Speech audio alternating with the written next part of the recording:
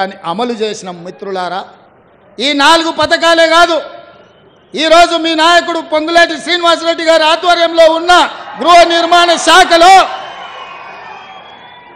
పేదవాళ్ళను ఆదుకోవడానికి ఆనాడు కేసీఆర్ అన్నాడు, ఇందిరమ్మ ఇండ్లు వద్దు, అవి డబ్బా ఇల్లు, డబుల్ బెడ్రూమ్ ఇల్లే ముద్దు, ప్రతి పేదవాడికి డబుల్ బెడ్రూమ్ ఇల్లు ఇస్తాం, కొడుకు కోడలు ఉంటే ఆడవంటారు, పండుగ పూట బిడ్డ అల్లుడు వస్తే యాడ ఉంటారు, గొర్రె పిల్లను మేక పిల్లను ఉంటే యాడ కట్టేస్తారని యాస భాషలతో ప్రజలకు మాట ఇచ్చిండు.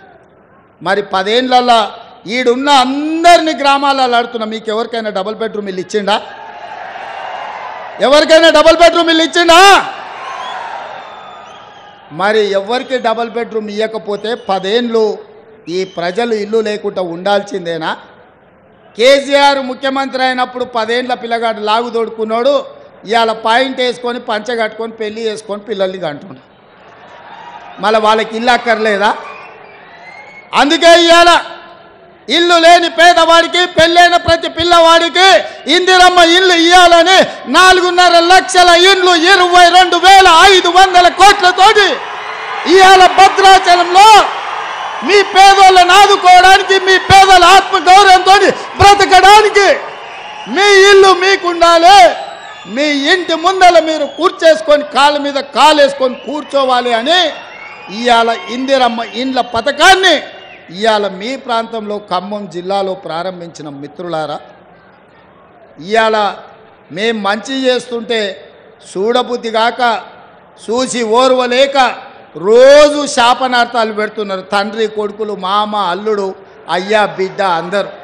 నేను అడగదలుచుకున్న మిత్రులారా, ఉట్టి మీద ఉన్న పాల కోసం కింద ఉన్న పిల్లి శాపనార్థాలు పెడితే ఉట్టి తెగుతుందా? ఉట్టి తెగుతుందా? ఇవాళ వాళ్ళు నీతులు చెప్తారు మీరు ఇచ్చిన హామీలు అమలు చేయండి అని. మరి మీరు ఇచ్చిన హామీలు 10 ఏళ్ళు అయింది, సిగ్గులేనోడా కేటీఆర్ ఎన్నడన్నా ఆలోచన చేసినవా? నీ అయ్యాన్ని అడిగినవా ఎప్పుడైనా ఇంటికి వెళ్ళి? ఇవాళ 90 రోజుల్లోనే ఇందిరమ్మ రాజ్యంలో 1,00,000 కోట్లాది ఆడబిడ్డలు బస్సుల్లో ఉచితంగా ప్రయాణం చేస్తున్నారు. పేదలకు రాజీవ్ ఆరోగ్యశ్రీ పథకం అమలు అవుతుంది. పేదలకు ఇవాళ 500 రూపాయలకే ఆడబిడ్డలకు సిలిండర్ అందిస్తున్నాం. పేదలకు ఇవాళ 200 యూనిట్లు ఉచితంగా ఇంటి విద్యుత్ ఇస్తున్నాం. ఇవాళ పేదలకు 5 లక్షల రూపాయలతోటి ఇందిరమ్మ ఇల్లు కట్టుకోనికే కాంగ్రెస్ పార్టీ పనిచేసింది. ఇదే కాదు, 90 రోజుల్లో 30,000 ఉద్యోగాలు నిరుద్యోగ యువకులకు అందించి, ఉద్యోగాలు లేక ఉపాధి రాక దిల్సుఖ్ నగర్లను, అశోక్ నగర్లను, అమీర్పేట్లను, కుక్కట్పల్లిలను, వివిధ చౌరస్తాలలో తల్లిదండ్రులకు ఊరుకొచ్చి ముఖం చూపించుకోలేక రూపాయి కూడబెట్టి ఉపాధి హామీ కూలీ పైసలు పెట్టి తల్లిదండ్రులు పిల్లల్ని పట్నం పంపి చదివిస్తే కొలువులు రాక, పరీక్షలు పెట్టక, పెట్టిన పరీక్షల ప్రశ్నపత్రాలు జిరాక్స్ సెంటర్లలో పల్లి బఠానీలలో అమ్ముతుంటే ఆ దుఃఖంతో పిల్లలు ఆత్మహత్యలు చేసుకుంటే ఈ గాడిద కొడుకులు ఒక్క రోజైనా చచ్చిపోయిన వాళ్ళని పలకరించిందా అని నేను అడుగుతున్నా. సిగ్గు కాకుండా హరీష్ రావు మాట్లాడుతుండు. నేను మొన్న కూడా ఇవాళ కూడా చెప్తున్నా, దూలం లెక్క పెరిగింది కానీ దూడకున్న బుద్ధి కూడా లేదయా. ఇక అలా బామాడుతున్నాడు, ఇక ఆయన చాలా మాట్లాడుతుండు. ఆ పేడమూతి బోడలింగానికి నేను చెప్పదలుచుకున్నా, అరే సన్నాసి, మీ ఇద్దరిని బిల్లారంగా అన్నాం. బీఆర్ఎస్ అంటేనే బిల్లారంగా సమితిరా, దొంగలరా, తోడు దొంగలరా మీరంతా. ఈ రాష్ట్రాన్ని దేశాన్ని కొల్లగొట్టిన దొంగలరా. మీ అయ్యొక్క చార్లే శోభారాజురా. ఈ రాష్ట్రాన్ని దేశాన్ని అంతర్జాతీయ స్థాయిలో పరువు తీసి కాళేశ్వరాన్ని కూలగొట్టి మేడిగడ్డ మేడిపండై అన్నారం ఇవాళ పగిలిపోయి సుందిళ్ళ సంకనాకడానికి పోయిందిరా మీ పాపాల పణ్యమే. ఇట్లాంటి పాపాలు చేసి ఇలా రాజీవ్ సాగర్, ఇందిరాసాగర్ ప్రాజెక్టులు మనం కడితే సీతారామ ప్రాజెక్టు, భక్తరామదాసు ప్రాజెక్టు అని పేర్లు మార్చి 1000 కోట్లు కొల్లగొట్టి ఖమ్మం జిల్లాకి ఇవాళ తాగడానికి నీళ్లు లేని పరిస్థితులు కల్పించిన దరిద్రులారా, మీరు వచ్చి మా గురించి మాట్లాడే. ఇక మీ జిల్లాల వాళ్ళకు చప్రాసి ఉన్నాడు, ఒంటికన్ను శివరాసన్. ఒంటికన్ను శివరాసన్ ఎవరో తెలుసు కదా మీ జిల్లాలో. మరి ఇప్పుడు ఆయన ఏడున్నాడో, అంతకుముందు నీలిగిండు. మన వాళ్ళ మీద కేసులు పెట్టిండు.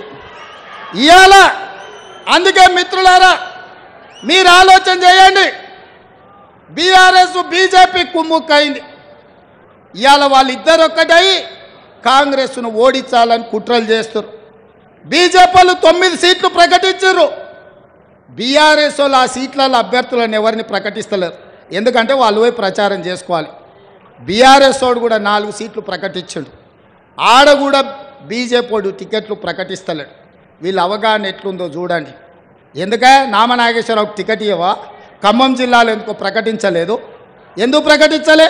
నీ పార్టీ దిక్కు లేదా? ఈ పక్కలే మహబూబాబాదులో మాలోతు కవిత గారు మీ సిట్టింగ్ ఎంపీ కదా, ఆమె టికెట్ ఇవ్వవా? ఆమెను ఎందుకు ప్రకటించలే? హరీష్ రావు అదేవిధంగా కేసీఆర్ ఉన్న మెదక్ జిల్లాలో మీకు అభ్యర్థి దొరకలేదా? సంకనాక్తుండ్రా మెదక్ జిల్లా పార్లమెంట్ అభ్యర్థిని ఎందుకు మీరు ప్రకటించలే? నిజామాబాద్లో నీ బిడ్డనే పోటీ చేసింది కదా పోయినసారి. ఈసారి నీ బిడ్డకు నిజామాబాద్లో టికెట్ ఇవ్వవా? మళ్ళీ అక్కడి జనాలు బండకేసి కొడతారని నీకు అనుమానం వచ్చిందా? ఆలుగడ్డ శ్రీనివాస్ యాదవ్ మొన్నటి వరకు నీకు మంత్రే ఉండే కదా.